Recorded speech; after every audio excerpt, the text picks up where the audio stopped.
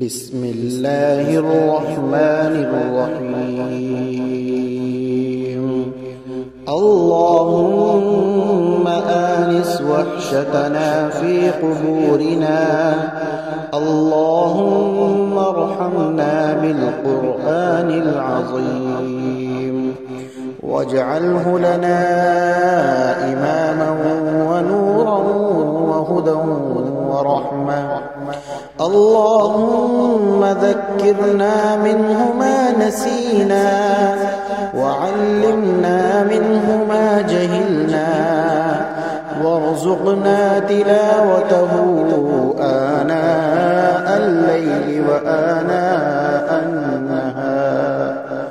واجعله لنا حجة يا رب العالمين وتمت كلمة ربك صدقا وعدلا لا مبدل لكلماته وهو السميع العليم